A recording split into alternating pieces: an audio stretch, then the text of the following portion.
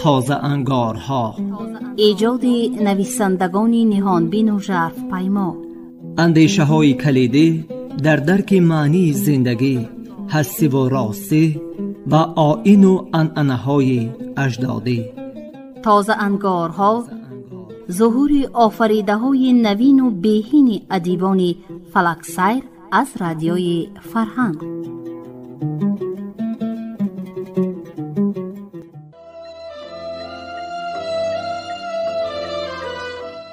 شنوندگان عزیز، علاقمندان گفتارهای ادبی رادیوی فرهنگ، حالا از سلسله گفتار تازه انگارها از خوان ایجادی نویسنده نامدار تاجیک بهمنیار از کتاب سرمده حکایه های دلپذیری را در قرائت نامزد علم‌های فیلولوژی عبدالجلیل امان به سمعتان میرسانیم. از بس که میری اگمد در غیر از دیدین فرزند نداشت و چون ضعیفه و مشتی پر جایگزین پدر بوده نمیتوانست، بعد مرگ او از امارت شخصی را به نام بکتاش ولدی تیمورتاش میری اگمدره تعیین کردند. بکتاش از مردم محلی نبود و حتی زبان محلی را نمیدانست. میگفتند که با خانواده امارت چی خوشی داشته که به این مرتبه صاحب شده. نفری را با خود آورده بود که به او تیلماچ خطاب میکرد. مردم محلی بخبر از آن که به ترکی تیلماچ ترجمان را میگویند، آن را همچون اسم خاصی آن مرد پذیرفته بودند. هنوز از میری بکتاش ماه نگذشته آوازه ظلم و بیدادگری او بر فقرا به سرمدره رسید. هر که تفصیل بیدادگری او را میشنید به اختیار گریبان گرفته لا حول میخواند. اگر مشغولیتی دوست داشته دختری میری سرمدره باد پیچ خوردن باشد، مشغولیتی دوست داشته میری اگمدره شکنجه گوش ناشنید و چشم نادید فکر کردن بود و روغن داغ را بریزند، به پی بریده بکنند و پیش یا گونین چون جزا میداد. چوپان رو دست و پا میبستند و با سگی وفادارش به چاه میافکندند. بالاخره سگ از گرسنگی به خوردن صاحب خود می آغازید. زنی زنا کرده یا به زنا گمانبر شده را چنین جزا میداد. جوال را پر از زنبور میکردند و مجرم را برهنه داخل آن میانداختند. القصه چنان که دختری میری سرمدره از نقش و نگارهای زرین خود ذوق میبرد، میری اگمدره از جانکنی محکومان نخست خیش و تبار دیرینه گریزه شده به سرمدره آمدند، زیرا بکتاش به هر بهانه و آوازه و به هر حیله و وسیله برای نزدیکان میری سابق زمین اگمدره را تنگ و مساحت گورستانها را وسیع کردنی بود. خانم میری سخی خیشانش را خوب پذیرفت، سرپناهشان داد. میری سخی به هر عائله 4 بز و 4 گوسفند و 1 گاو دوشاهی داد تا مردمی که جانشان را غنیمت شماریده دام و اموالشان را به غنیمت گذاشته وهم زده آمده بودند خود را بیچاره و بیگانه نیابند.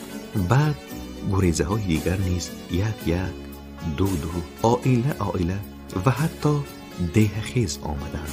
چنده پس از بکتاش قاصد و نامه رسید که در آن از میری سخی برگرداندن گریزگان را به قول میری اگمدره دزدان و قاتلان و زناکاران را طلب میکرد. به بهرامشاه معروف به میری سخی فرزندی برومندی حاجی کامران شاه معروف به میری ولی سلام و پیام بیلانی های از میری اگمدره بکتاش ولدی تیمورتاش.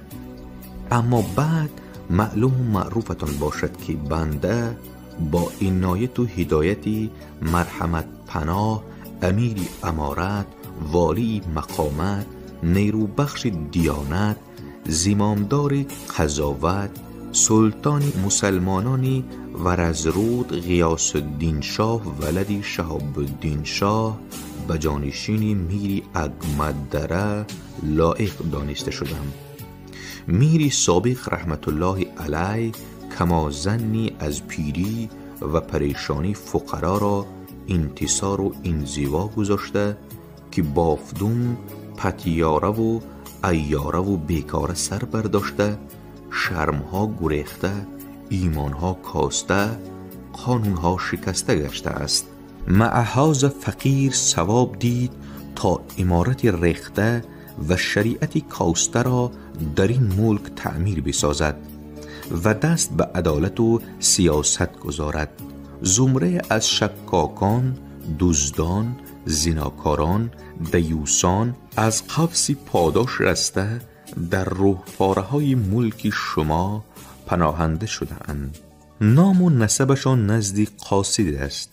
بنده مطمئنم که با کمک جنابشان مجرمان به حکم داورشان عاجل برگردانده خواهند شد. باقی خدا حافظ و رحمت و برکته. میر سخی این همه مزخرفات را خواند، چیز نگفت. قاصد را خوش مهمانداری کرد، نامه را گرفت و نزدش گذاشت، به این معنی که هرچی از امکان است می کند.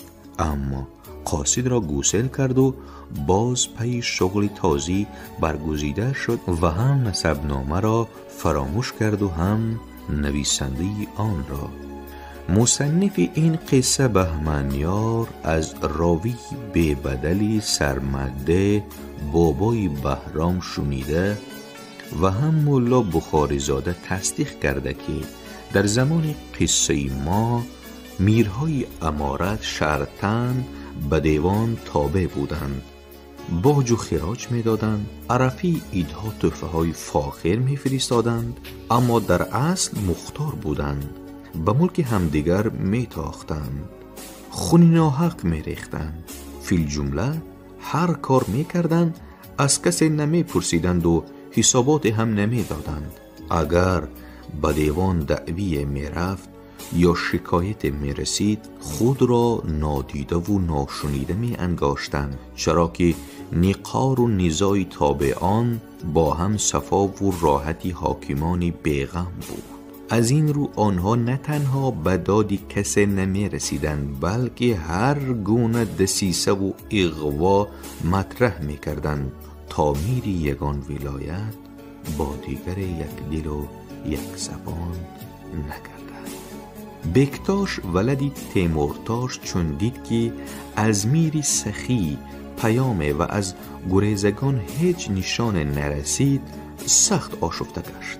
گماشتگان خود را به شهرهای دور و نزدیک فرستاد که تیر و تفنگ بخرند، سربازانی زرخرید بیابند و به ملک همسایه بتازند. در این ایام بود که آوازه حسن و لطافت، ملاحت و ظرافت زرینه زرنگار با هزار آب و رنگ و مبالغه بشمار به گوش بکتاش ولدی تیمورتاش رسید.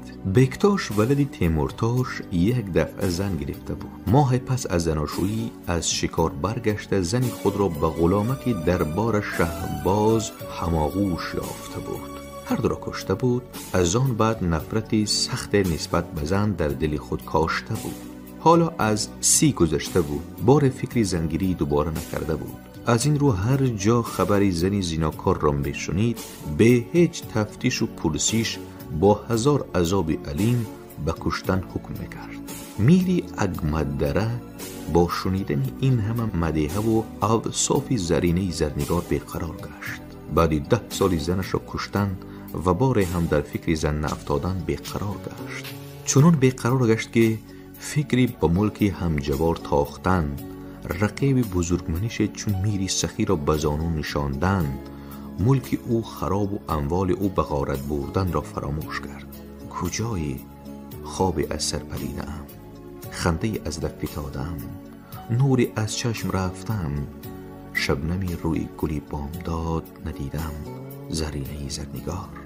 بکتاش ولی تیمورتاش نامه به میری سرمدره نوشت، از دوست میری ولی و میری رحمتی اگمددره یاد کرد. خود را هواخواهی میری سخی معرفی نمود. همچنین نوشت که خواهشی به دستبوسی جناب عالی رسیدن دارد، راهی مبارکشان شود، زیارت می‌آید و هم حاتم ثانی را به ملک خویش می‌خواند.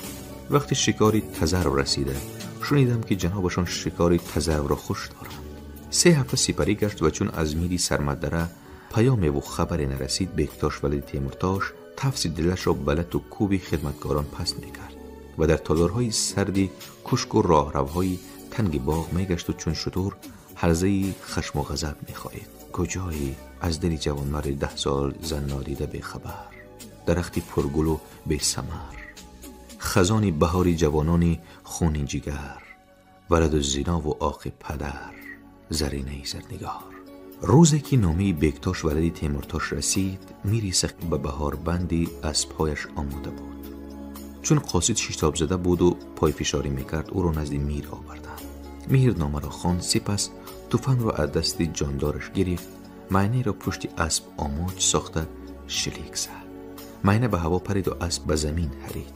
میر تفنگ را به قر دور افکنید. با این همه پربادی و کثافتی، بی مغزی و حماقتی 10 سال پیش کجا بودی؟ من غیت لعنتی. برگشت و با پیکی حیران و ترسان بازرده گفت: بار به وقت دهد که قیمتی بازار نیست، کار به وقت دهد که قدرتی کارزار نیست. به همین قاصد را فراموش کرد. از بس که قاصد از میر خود هشدار شنیده بود که به جواب نامه بر نگردد، یک گوشه مهمانخانه میر را اجاره گرفته امیدوار پاسخ نشست. آبی تورتش را آماده می ساختند، 3 ره خوراک می دادند. چون از جواب نامه یادرس می کرد، خدمتگاران گوش به کری می زدند. اگر اصرار می نمود می گفتند که میر به شکار رفته، معلوم نیست کی بر می گردد. هرچند قاصد هم خوب می دانست و خدمتگاران به از او که جای نرفته است. میر پای که بکتاش 40 روز انتظاری پاسخ نشست.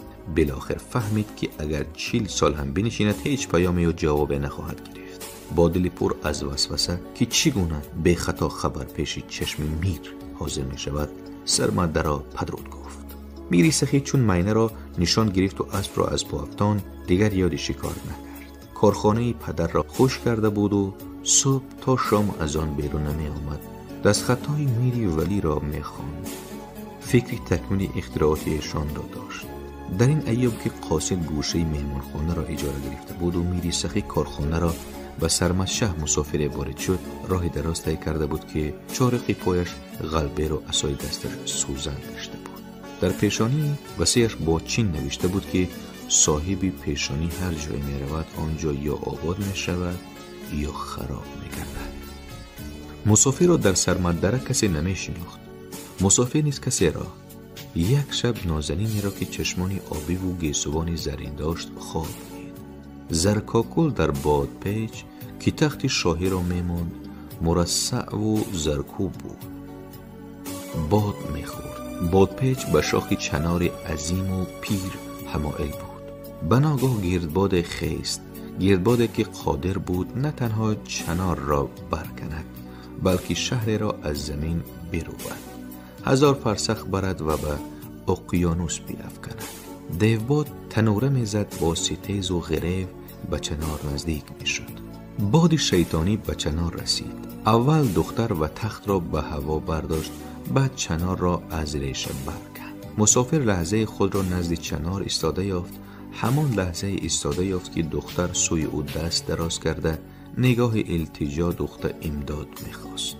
مسافر عرقریز از خواب بیدار گشت. خواب را خواب دانست و گمان داشت چون همه خوابها دیر یا زود از صحبه خاطرش زدوده میگردد. اما ساعت پی ساعت آن رویا در ذهنش روشن میشد. انگار خواب ندیده از سر گذرانیده باشد. اکنون او میدانست که دختر چه لباس و به چه رنگ پوشیده بود. تختی بادپیچ چه نقش و نگاره داشت. مویهای زرین از وزش باد چی طور پریشان میگشتند. زنگوله های طلایی دست و پایش به چی آهن زنگ میزدند.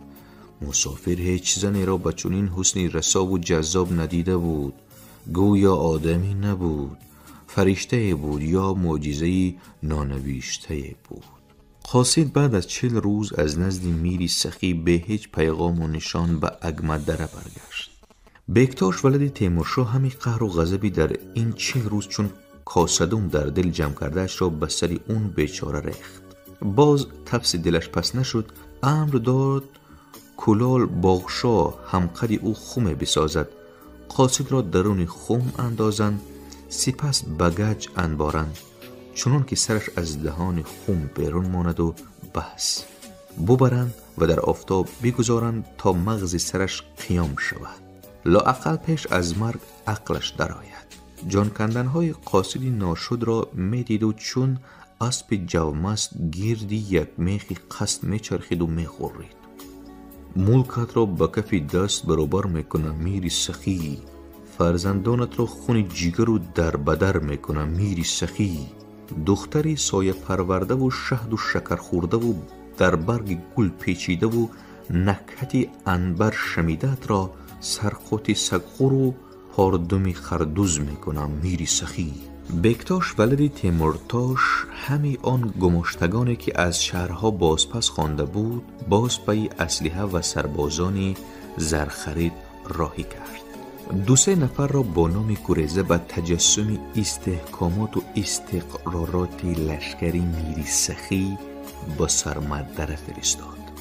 آنها برابر شماره سربازان پیاده و سواره باید شماره توپ و زنبورک و تفنگ‌ها را معین می‌نمودند. میری اگمدره باز دست به کشتار و تعقیب دشمنان گمانی خود زد. باز گروه فراریان رو به ملکای همسایه نهادند. و یک روز که میری سخی در کارخانه پدر به تکمیل چیزهای سرگرم بود، سردار دیدبانهای ملکش برخاست. سردار سخت آشفته می نمود و ساعت با میر صحبت کرد و همانطور آشفته بیرون شد، زیرا دید که میر دیگر آن میر نیست که تفنگ سر دست در یک طرفت العین زاغچه ها را پشت اسب و گوسفند به خطا نشان بزند. موی سفید است که حوصلش از همه کار دنیا گرفته است. چونان که قبلا پلنگ و آهوان را کمین می گرفت، حالا در کمینی ملک الموت نشسته است تا روحی زمان بیقرار و پر افتخار الان به مدار و ناچارش را تسلیم او گرداند. سردار دیدبانان چون میر را چنین یافت و آشفته بیرون آمد، زمان در راه روهای کوشک پس و پیش گام زد. پس به خانه پسری بزرگی میر راه پیش گرفت. کامرانشاه خبری به دست افتادن جاسوس و به تاختن سرمدره آمادگی گرفتن بکتاش را آرام گوش کرد. چون از سردار حالتی پدر بی‌پروایی و کمبینی او را نسبت خبری خودش شنید بیقرار شد. بیمار که نیست. سردار گفت نه، گمان میکنم که چون این روز را انتظار بودند، امید را کندند و سازش نمودند، اکنون نمیتوانند بیرون آیند. بعد 3 سال هم از سر گذشته، خواهی نخواهی آن را حساب است. کامرانشاه پرسید به چی مقدار لشکر ایستادگی میتوان کرد؟ سردار گفت به 5000. کامرانشاه گفت گمان میکنم که بیش از این فراهم آوردن نتواند. سردار گفت من چنین نمیبینم. کامرانشاه گفت از چی میگویی؟ سردار گفت اموال میری سابق هم به او مانده و هم مردم را خیلی غارت کرده، میتواند 10,000 زرخرید گردی هم آرد. کامرانشاه گفت تا بعد نگویی نیک پیش نآید. اگر 10,000 زرخرید به ما بتازند، از سرمدره تنها در باقی خواهد ماند. سردار گفت اگر غفلت گیر نکنند، در سنگریزی تنگی برد از ما خواهد بود. چون تنگی را عبور کردن، خدا نداند بنده اش نخواهد دانست که چی خواهد شد. کامرانشاه گفت شیطان ناامید است. آمادگی خود را ببینید، شماره دیدبانها و دیدگاه ها را بیفزایید. من برادرها را فرا خوانده با پدر مشورت خواهم کرد و نتیجهش را معلوم شما. مسافر را پدر و مادر با 100 آرزو و امیدش نهاده بودند. در سایه پرورده بودند. 10 معلم را به تعلیمش گماشته، همه علم و هنری وقت را آموزانده بودند. بابای بهرام تخمین میکردند و ملا بخاری زاده یقین داشتند که امید در 23 سالگی همچون علامه شناخته شده بود و 2-3 کتاب در رشته طب و کیمیا تالیف کرده. و یک روز روشن جوانی که همه چون عارف و استاد میشناختند آشفته و پریشان حال گشت. از خواب و خور ماند، رنگش زرد شد. علم بزرگ را سینی بزرگ میباید میگفتند خیش و همسایه ها. علامه هنوز جوانی نوخطند.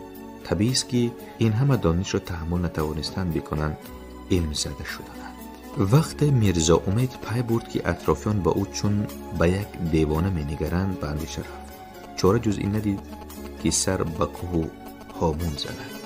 مدت خود را در مراقبه گیرد تا بفهمد که به جسم و جانش چی شده، گزند رسیده یا رنج کشیده یا مرض پیچیده. والدین با چشم اشکبار و با دل خونبار او را تا دروازه شهر گسل کردند و او به سوی سرنوشت نامفهوم و پیش آمدی نامعلوم، به دشت هجران و بیابان سرگردان، به وادی گمراهان و کوهسار امتحان به راه افتاد. مسافر به هر آبادی می رسید خوش می پذیرفتند، زیرا در چشمانش نوری خرد را، در چهرش فری یزدانی را، در سخنش فصاحت انبیا را می دیدند. وقتی آن مکان را ترک کردن می خواست، همه به مانند و مقیم گشتنش طلبگار می شدند، اما او گوش نمی داد. کاری عاجلی خود را بهانه می آورد و شتاب زده و دلافگار بیرون می آمد. هر آینه خود نمی دانست که چی می خواهد، مکان مقصود کجاست. پی می برد که نیروی بیرون از جسم و روح او به اداره و تفکرش تسلط یافته که نمی گذارد جای دریاز بماند. پیرامون چیز غیر از پیرامون رویاهای خود اندیشه بکند. اما دیگر رویاها انبازی همیشگیش بودند تا جایی که بعضا نمیدانست رویا می‌بیند یا یقین. همین که چشمش کمی گرم میگشت، همان دختری زرکاکل و زاغ چشم را خواب میدید. کیستی که نادیده میبینمد، ناآشنا میشناسمد، ناگفته میشنومد، ناجسته مییابمد. او را بین گلهای شکفته خواب میدید. او را روی میسه نورسته خواب میدید. او را به ابرپاره نشسته خواب میدید. او را بادپیچ به صدگیس بسته خواب میدید. ابرپاره سرابی یا صدگیسی خیالی، گلی تازه شکفته و میسه نورسته من. این در رویا بود یا خواب بود یا واقعا رخ داده بود که مسافر خود را نزد دروازه شهر نشسته یافت. هر رونده و هر آینده یک نگاه لغشنده به لباسای پاره پاره سای سوزن چارق قلب ارگشته او می‌افکند و می‌کشت. مسافر روی سنگ تکیه به عصا داده سرخم نشست و پروای آینده و رونده نداشت. ساعت نشسته بود یا زیاده از آن که سایه را روی هیکلی خود افتاده و نگاه تفحصی به خود دوخته دید. سر برداشت، اول دو چشم تنگ مکار، بعد صورت را در لباس فاخر پیچیده. مرد قوی هیکل و پرتکبر روبروی او چون الف، دورتر چند نوکر انتظار امر چون دال ایستاده بودند. هر دو خاموش لحظه سر تا پا همدیگر را خواندند. یکی با کبر و غرور، دیگری با دلتنگی و بی‌فرقی. نهایت مسافر گفت: هرچند من دیاجان نیم و تو هم اسکندر، خواهشی آن را دارم سایه زمخت خود را از هیکلی نحیف من برداری. قوی هیکل مگرم زبان نمیدانست که نوکر را ایمای انگشت کرد. دال پیش دوید و برگردانید. قوی هیکل از ترجمه نیز چیز نفهمید که پرسید: تو کیستی؟ مسافر چون دید که اسکندر فکری میدان فراخ کردن ندارد، تلخ گفت: خودی تو کیستی؟ قوی هیکل گفت: من میری اگمدره بکتاش ولدی تیمورتاشم. مسافر را این جواب اثر نکرد که با سوال داد: بالاتر از تو کیست؟ میری اگمدره گفت: مرحمت پناه امیر امارت، والی مقامت، نیروبخش دیانت، زمامدار قضاوت، سلطان مسلمانان ورازرود، غیاث الدین شاه ولدی شهاب الدین شاه. مسافر گفت: بالاتر از او کیست؟ بکتاش ولدی تیمورتاش لحظه اندیشه کرد و گفت: خداست. مسافر گفت: بالاتر از او کیست؟ میر با زرده گفت: هیچکی. مسافر لبخند به لب آورد و گفت: همان هیچکی منم. بکتاش ولد تیمورتاش لحظه سر این نکته اندیشه راند، مگرم به عمقش نرسید که جانبی نوکران رو گرداند و گفت: وقتی پرقیمت خود ضایع کردیم، دیوانه بیش نیست. هرچند آزار دیوانگان گناه باشد، این از آن طایفه است که روز دوسه در مرهم جانش گردد. این گفت و دور شد. نوکران پیش آمدند. 2 نفر پا، 2 نفر دستانش را داشتند. لباسش را بدر آوردند. نفر به تخت پشت اوریان او بیشمار در زد و آنها نیز او را به حالش گذاشتند و رفتند. مسافر با عذاب به پا خست، لباسش را به تن کرد و پیش خود گفت عجبا، با این گاوریشی از خدا همگی دو زین پایین است. زرینه زرنگار در پادپیچ ابررنگی باد می‌خورد، چشمانش را پوشیده بود. گیسوانی دراز و زرینش چون بهتور روی زانوهایش حلقه زده بودند. ابروی پیوسته با مژگان درازی چون برگ گل کمانک شده اش عجب تناسبی داشت. دهانش کمی نیمبار بود و رده دوری دندانها بین عقیق یمنی بسی خوشتر، جذاب و مکمل می‌داد. بار نقاش ازل سر و صورت او را چنان آراسته بود که حتی دوگانه های همبالش از تماشایش سیر نمی‌شد. دوگانه ها به گمانی که زرین خواب است هیباد را آهسته می جنباندند تا خوابش را راحت تر باشد. بناگاه زرینه چشم گشاد، روی ابرند قامت راست کرد، انگشت اشاره روی لب گذاشت، بعد دو کف دست با هم سایده پر احساس و مرموز گفت آنی که در راه بود دیگر رسیده. در پیشانیش با چین نوشتند که صاحبی پیشانی هر جایی که پا میگذارد آنجا یا خراب میگردد یا آباد. این را گفته باز پشت به متکای تخت نهاد و چشمانش را پوشید، انگار باز به عالمی پر اسرار خود برگشت. دوگانه ها چون بار دوم حرفی مسافری پیشانی نوشته را میشنیدند ترسناک شدند، اما وجاهتی با صفا و بی‌پروای زرنگار را دیده آرام گرفتند. هر آینه مسافر رسیده بود. بعد از سرگردانی و آوارگی، بعد از گمجویی و بی‌فرنگی به منزلی مقصود رسیده بود.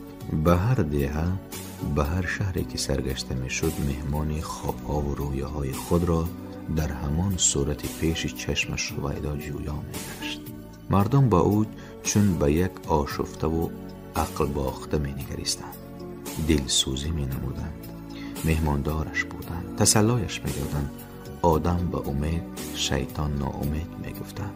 با دل پرغم و با چشم پرنم گسیلش می کردند، زیرا در چشمانش نور خرد را، در چهرهش فر یزدانی را، در سخنش فصاحت انبیا را می دیدند. هیچ می دانید که چشم کبودی زرین مو، سربقد و شیر بدن، بادپیچ خوردن و زربافتن را خوش دارد از کدام شهر، از کدام ده است. وقتی هیباد می رود گیسوان زرینش پریشان می شوند، درختان شاخهای پربرگش را خمانده او را باد می زنند، پرندگان برایش نغمه سرایی می کنند، گلپرک های رنگین بال او را به گل اشتباه گرفته دور سرش پروانه می کردند. وقتی راه می رود از خرامیدنش آهوان و طاووسان شرمنده می شوند، تا پا به خاک نگذارد پیش قدمش سبزه ها می رویند. خرد و کلان، پیر و جوان، زن و مرد سری راهش کمین می گیرند تا به این حسن روز افزون که زبان از توصیفش و قلم از تصویرش عاجز است نظری بیاندازند. مسافر چون حرفا می زد و شنوندگان با اندوه به دلسوزی با او می نگریستند، زیرا هرچی او می گفت افسانه را می ماند. شکل و صورتش مرد عقل باخته را. او به کوهی رنگین کمان بادپیچ می کشد و باد می خورد، روی ابر پاره ها می شیند و شنا می کند. او زرنگار به همتاست و زردوزی نمی پوشد. او به خراج 7 کشور می ارزد و 7 کشور به یک تاری موی او نمی ارزد. مسافر ده به ده و شهر به شهر گشت، بالاخره به ملک رسید، دید وحشت زده و ماتم گرفته، تبسم و خنده از لب و دهان مردم گریخته. مسافر پیش خود گفت گمان نمی کنم مهمان خوابها و رویاهای من در چنین مزارستان عمر به سر برد. اما چون از مردم گمجویی می نمود، با هراس خود را کنار می گرفتند، رو به گریز می نهادند، انگار کهری یا وبازده دیده باشند. نهایت یک نفر پیش آمد و آهسته به گوشش گفت غریب و ناآگاه می نمایی، اگر 100 پا داری همون را جمع کن، خود را از این ملک بیرون بگیر، چون خبرت به قلعه رسد 1000 جان داشته باشیم یکی رها نمی یابد. به حال زارت پوستی کاهن باشتن می گرید. اما مسافری که در گمجویی چارخش قلبی رو اسایش سوزن گشته بود، از کمخوابی و کمخوری نیمه آمدن نیمه آدم گشته بود، گویا پروای قلعه و بار نداشت. پیش می رفت، می جست، ناامید نمی گشت. روزی از خستگی و تشنگی بی حال و بی مدار در سایه درختی نشسته بود که 4 سرباز رسیدند، به هیچ حرف و پرت دستایش را به پشت بستند، پیش انداز کرده به قلعه بردند. در پیشگاه تالاری کشاد و برهوار روی کرسی نقشین مردی قوی هیکلی نشسته بود. چشمانی تنگی خون گرفته و گونه‌ای برجستش آشنا می‌تافت، اما مسافر هیچ به خاطر آورده نمی‌توانست که او را کجا دیده است. اما کرسی نشسته همانا که مسافر را درون آوردن او را شناخته بود. دیوانه ای را شناخته بود که بعد از منشور شاه به دست گرفتن و از پایتخت بیرون شدن سری را دیده بود.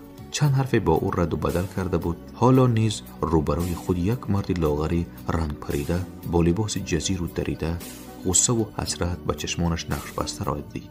حسرت به چشمش نقش کشیده را می دید.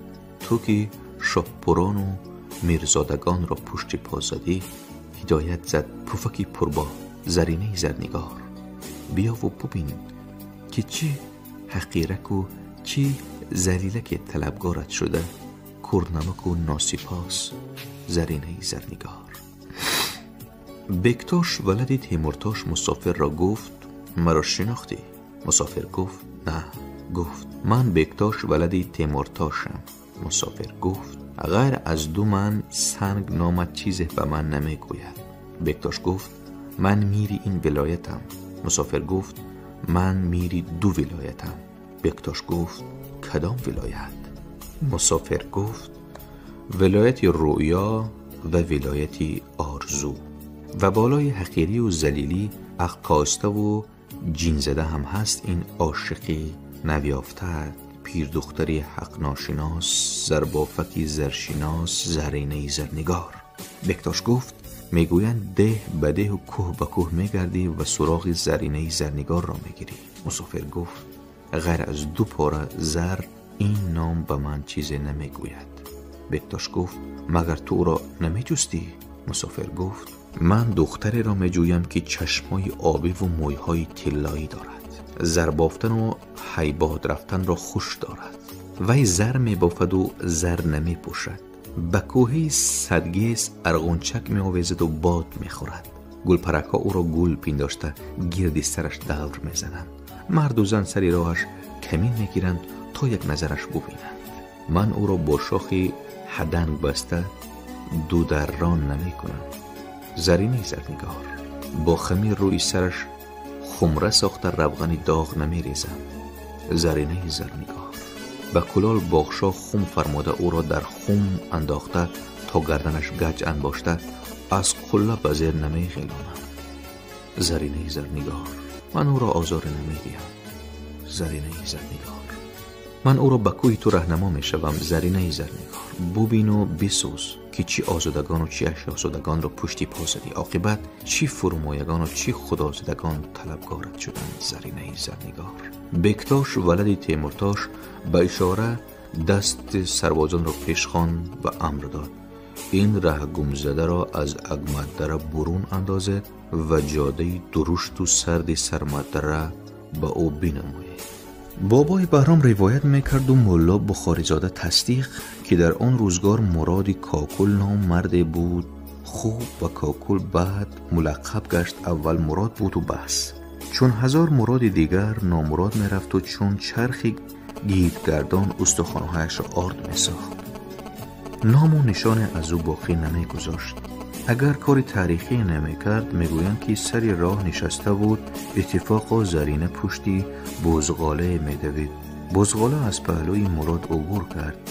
زرینه پی او کاکلی پریشانش برای مراد زد که از این عطای ناگهانی قریب شادی مرگ شده بود. میگویند که بیچاره یک عمر زن نگرفت. هر جا شنونده میافت با افتخار قصه میکرد که چطور کاکلی طلایی زرینه زرنگار برایش زده است، چطور بوی معطری آن از دماغش تا به حال دور نشده است.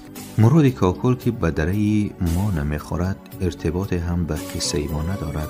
یاد از آن شد که خواننده حسن جادویی زرینه را تصور نماید که از شاه کوتاه به گدا چون کار میکرد. قصه کوتاه چون زرینه زرنگار روی بادپیچی آورنگی قامت راست کرد و انگشت اشاره به لب گذاشت و گفت که آنه که در راه بود دیگر رسیده، مسافر هر آینه رسیده بود. پس از آن که نوکرهای بکتاش بلد تیمورتاش او را از اگمدره بیرون آوردند و راه سرمدره را نمودند، الان خود را نزد دروازه قلعه نشسته می‌دید. مردم قلعه او را از جمله آواره و گریزه های تازه وارد پنداشته اهمیت نمی‌دادند که چرا او ساعت‌ها سر راه می‌نشیند و چشم از دروازه قلعه نمی‌کند. به کسی سخن نمی‌گوید، به شور و عقل اطراف کاری ندارد، حرف و صداها را نمی‌شنود، آینده و رونده را نمی‌بیند.